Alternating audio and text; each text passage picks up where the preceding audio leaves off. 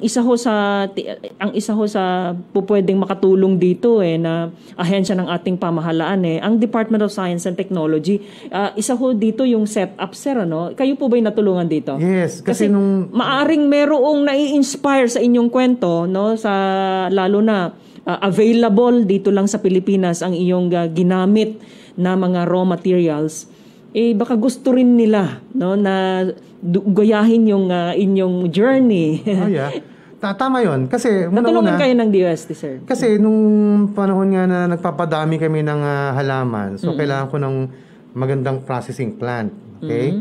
So, tumakbo ko sa Department of Science and Technology para tulungan ako sa mga machine. Kasi ang mamahal Isang machine, 500,000. Pupunta pa ako sa Korea para bilhin doon. No? Hindi mo ako marunong magsalita rin. So, humingi ako ng tulong para magkaroon ako ng funding.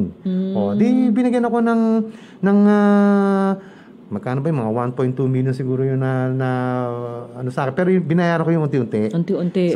So wala namang interest. Yun ang kagandahan naman sa DOST. Alright. This set up program ang tawag salamat naman. So kaya nagpapasalamat sa DOST Region 4. Alright. No? So yun, pwede kong ulitin yun kasi matagal nang bayad na rin lahat yun. And then lumaki na kami. No? And marami akong gustong ilagay na facilities. No? Paggawa ng tablet, paggawa ng tibag. So para yung mga sinasabi ko ng dried leaves, hindi na yung kumbaga ilulublo mo na sa may tubig, di ba? You have to steep it and then take it sa tea. The healthy tea, di ba?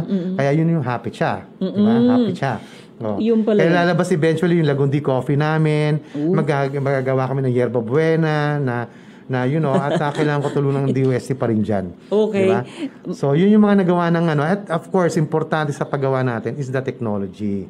Even yung paglilinis ng mga dahon namin, even yung pag-harvest na yan, you need technology para mapadami natin yung ginagawa natin. Kasi, sabi nga, gagawa ka rin naman ng negosyo. Number one, kailangan mo ng panalangin, di ba? Para ituturo ka sa tamang tao o institution, di ba?